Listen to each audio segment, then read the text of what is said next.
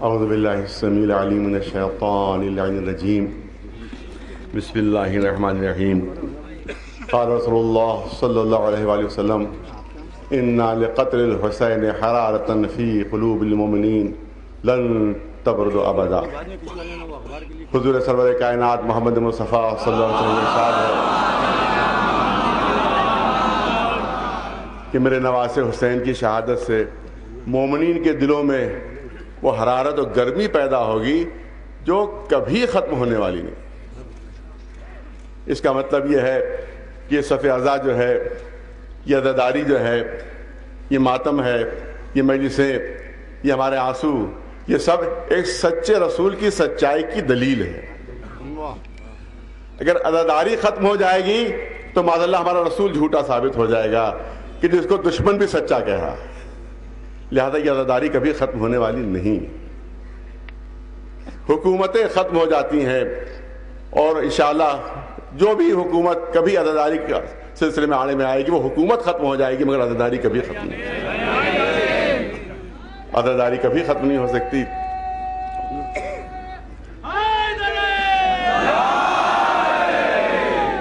لاکھ کوشش کریں دشمن، عزاداری میں اضافہ ہوگا۔ یہاں تو کچھ نہیں، آپ ہمارے پڑوسی ملک میں دیکھیے کہ ایک ایک دن میں 100 150 شہید کر دیے جاتے ہیں، لیکن نہ جلوس رکتا ہے نہ عزاداری میں کوئی کمی۔ عراق میں 5 لاکھ سے زیادہ مار دیے گئے، کیا عزاداری ختم ہو گئی؟ نہیں، ہر سال مجمع میں اضافہ ہو رہا۔ شروع میں 50 لاکھ مجمع ہوتا تھا، انہوں نے قتل کیے 1 کروڑ ہو گیا، اور قتل کیے 1.5 کروڑ ہو گیا، اور قتل کیے 2 کروڑ ہو گیا۔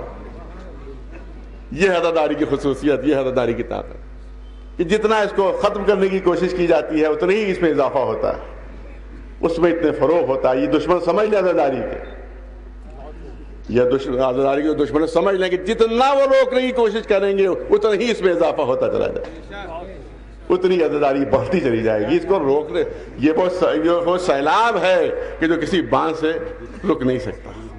لہذا اسی سلسلے میں کیونکہ تقریر کی کوئی گنجائش نہیں ہے، لہذا کچھ تجویزیں ہیں جو آپ کو مولانا آغا صاحب قبلہ کو بھی پڑھ کے میں نے سنا دی تھیں، اور مولانا حسن صاحب قبلہ کی خدمت میں بھی اس کو پیش کر دیا تھا، سب نے تائید کی ہے، میں چاہتا ہوں آپ کے سامنے بھی پیش کر دیا جائے اس کو۔ لیکن ایک ابھی یہ ظاہر ہے کہ ہاتھ سے لکھی گئی ہیں، اس کو ٹائپ کر کے بعد میں اور جو دوسرے وکلاء وغیرہ ہیں ان سے بھی اس کو تائید لے کے اس کے بعد اس کو چیف منسٹر کو روانہ کیا جائے گا۔ فی الحال یہ دستی طور پر لکھی گئی جو آپ کے سامنے پیش کیا جا رہا ہے۔ ایک کوشش یہ کی جا رہی ہے کہ صاحب یہ جو جھگڑا ہوا تھا یہ کوئی ذاتی جھگڑا ہے، اور یہ صاحب 2 گٹوں کی لڑائی ہے، اور کوئی کہہ رہا ہے کہ بلڈرز کی لڑائی ہے، تو یہ سب بالکل غلط ہے۔ یہ سب وزیر گنج کا تھانہ جو ہے کیونکہ سازش میں شریک ہے وہی زیادہ مشہور کر رہے ہیں۔ تو وزیر گنج کا تھانہ ہے کیونکہ وہ بلڈر سے ملا ہوا ان لوگوں سے، لہذا وہی یہ مشہور کر رہے ہیں کہ صاحب یہ ذاتی لڑائی ہے اور یہ آپسی لڑائی ہے، اور اس میں شیعہ سنی سے کوئی تعلق نہیں۔ تو اسی سلسلے میں یہ عرض کرنا ہے کہ تھانہ وزیر گنج کی طرف سے، تھانہ وزیر گنج کے تحت جو دہشت گردانہ حملہ ہوا ہے اس سے کوئی خاص لوگ اس کا نشانہ نہیں تھے، بلکہ اس کا نشانہ عزاداری، اور اس کا نشانہ جو ہے وہ عزاداران امام حسین ہے اور عزاداری ہے۔ لہذا اس کو اس پہلو سے دیکھنا چاہیے، کوئی پرسنل لڑائی نہیں ہے، یہ بالکل بہت ضروری چیز ہے۔ لہذا یہ جو وزیر گنج کے تھانے کی طرف سے جو یہ بات پیش کی جا رہی ہے کہ پرسنل لڑائی ہے، اس کی ہم مذمت کرتے ہیں، اس کو کنڈم کرتے ہیں۔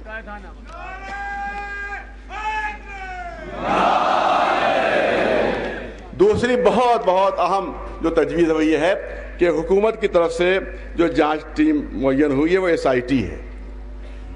یہ SIT جو ہے، جو بڑے وکیلوں سے بات کی گئی، SIT عام طور سے جو حکومت کے جو عہدیدار ہوتے ہیں ان کی طرف سے جو عہدے کا مس یوز ہوتا ہے اس کے خلاف یہ SIT بنائی، اور یہ دہشت گردانہ کارروائیوں کے لیے یہ تحقیق کے لیے نہیں ہے۔ لہذا ہم تو سمجھتے ہیں کہ یہ بالکل اس معاملے میں یہ SIT بالکل بیکار ہے اور اس سے کوئی کام نہیں نکلنے والا ہے۔ ہمارا پہلا بھی مطالبہ تھا، آج بھی مطالبہ ہے کہ اس کو STF کے سپرد کیا جائے یا ATS کے سپرد کیا جائے۔ ATS اینٹی ٹیررسٹ جو فورس ہے، جو اسپیشل فورس ہے، یہ اس کے سپورٹ کیا جائے۔ یہ SIT سے واپس لے کر یہ جو دہشت گردی کے خلاف جو فورس ہے، جو پولیس ہے، اس کے سپورٹ کیا جائے، کیونکہ یہ عام حملہ نہیں تھا بلکہ یہ ٹیررسٹ حملہ تھا، یہ دہشت گردانہ کارروائی تھی، یہ آتنکوادی کارروائی تھی۔ بالکل بالکل وہی جو STF اور ATS ہیں انہی کے ذریعے سے اس کی تحقیق کرائی جائے، یہ ہمارا اس پورے جلسے کا یہاں پر یہ مطالبہ ہے۔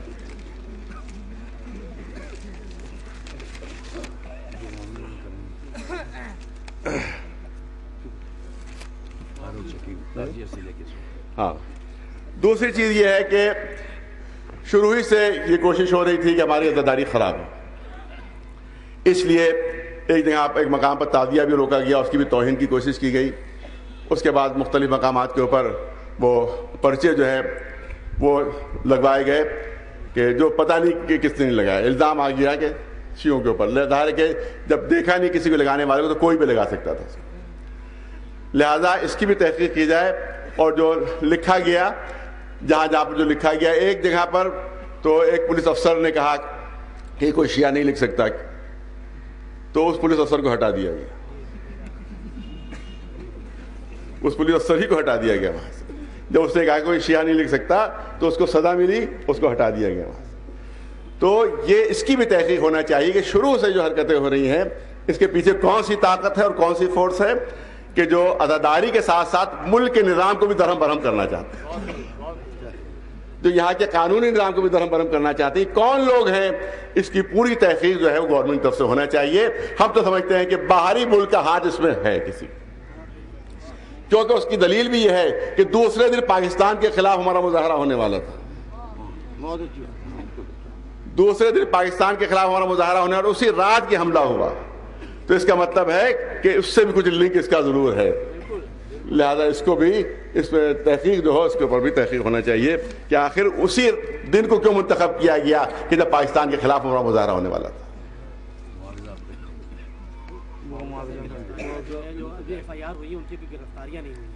دوسری چیز یہ ہے کہ وہ تجویزیں آپ سنائیے، آپ تجویزیں سنائیے، نیچے سے مصرے لگانے دیے لوگوں کو، اپنی بات کیجیے، کچھ سنانے آئے ہیں، سننے آئے ہیں آپ، یا سکھانے آئے ہیں تو سکھا دیجیے گا، بات میں کمی نہیں، تہذیب بھی کوئی چیز ہوتی ہے۔ اس حملے میں جو فرار لوگ ہیں ان کے خلاف سخت قانونی کارروائی کی جائے اور ان کے اوپر NSA لگایا جائے، یہ ہوئی بات، واہ واہ، جو فرار لوگ ہیں ان کے اوپر NSA لگایا جائے اور NSA لگا کے ان کو پھر گرفتار کیا جائے، NSA میں ان کو گرفتار کیا جائے، یہ ہمارا مطالبہ ان لوگوں کے لیے جو فرار ہیں۔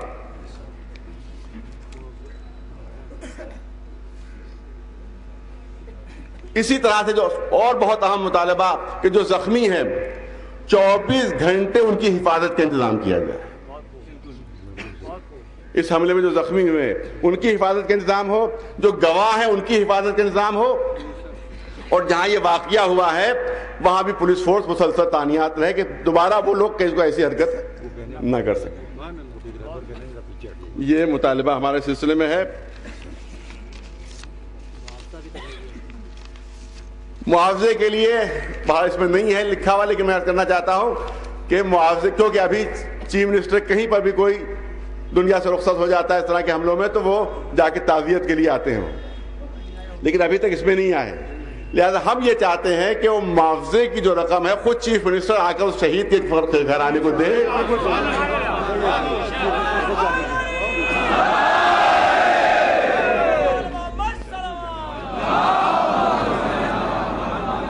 چیف منسٹر خود آ کر وہ شہید کی جو اولاد ہے، ان کی جو بیوہ ہے، ان کو خود وہ آ کر وہ معاوضے کا چیک دیں۔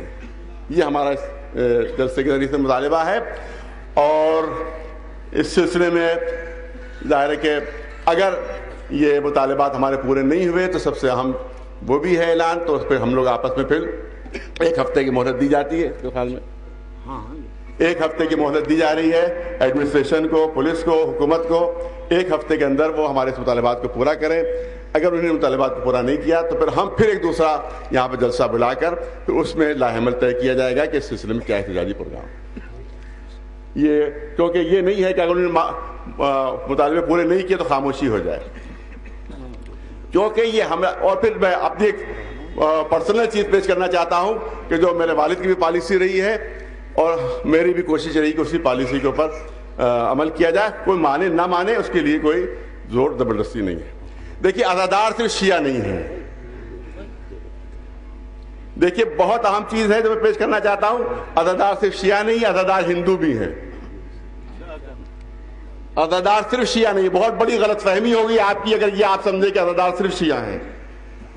अज़ादार सिर्फ शिया नहीं, अज़ादार हिंदू भी हैं और बहुत बड़ी तादाद में हिंदू। बेशक बेशक। अज़ादार सिख भी हैं, अज़ादार ईसाई भी हैं और लाखों करोड़ों की तादाद में अज़ादार अहले सुन्नत भी हैं।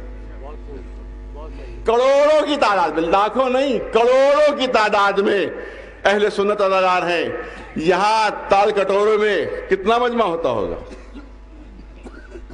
ज्यादा से ज्यादा बढ़ा कर बताइए। 2 लाख। अरे नहीं 10 लाख। 2 लाख का मजमा ताल कटोरे में होता है। 2 लाख। और इलाहाबाद में ताजिए में 8 लाख अहले सुन्नत का मजमा होता है। 10 लाख। मैं अभी गया हूँ 10 लाख। 10 लाख। मौलाना हाफिज साहब फरमा रहे हैं कि मैं ये साल तशरीफ ले गए थे, 10 लाख का मजमा था। 10 लाख के मजमे में 2500 शिया होते हैं। 2,500 बस। इलाहाबाद का जो ताजिया है उसमें 10 लाख के मजमे में अहले सुन्नत के सिर्फ 2,500-3,000 शिया होते हैं। यानी आटे में जो नमक का प्रोपोर्शन होता है उससे भी कम होते हैं वो। तो लिहाजा अगर हमें ये शियों पर हमला नहीं है, ये अज़ादारी पर हमला है, ये हुसैनियत पर हमला है, ये अज़ादारी पर हमला है। लिहाजा अगर हमने खाली शियों पर हमला इसको तस्वुर कर लिया तो फिर हमारी तहरीक कमजोर हो जाएगी। हमारी तहरीक कमजोरी को अगर हमको मजबूत करना है तो जो हिंदू अज़ादार है उनको भी लेना होगा, जो सिख अज़ादार है उनको भी लेना होगा, जो ईसाई अज़ादार है उनको भी लेना होगा, जो अहले सुन्नत अज़ादार है उनको भी अपने साथ लेना होगा। तब हमारी तहरीक भरपूर तरीके से चलेगी और कामयाब होगी।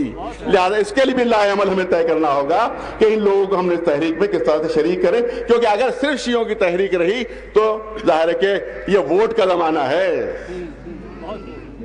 या ये नहीं देखते कि सच किधर है और झूठ किधर है, हक किधर है, बातिल किधर है। यहाँ ये देखा जाता है वोट किधर है। हुकूमतें वोट की भिखारी होती हैं, सियासी पार्टियां वोट की भिखारी हुआ करती हैं। लिहाजा अगर हम तन्हा हम रहे तो फिर वो कहेंगे कि साहब इनके वोट ही नहीं है, लिहाजा इनके साथ नाइंसाफी करो, इनके साथ कोई साथ देने वाला नहीं है। लिहाजा अगर हिंदू अज़ादार भी हमारे साथ आए, अहले सुन्नत अज़ादार भी हमारे साथ आए, ये तमाम आए तो अब अक्सरियत हमारी हो जाएगी। ये जो दुश्मन ने आए वो अकलियत में होंगी इंशाअल्लाह।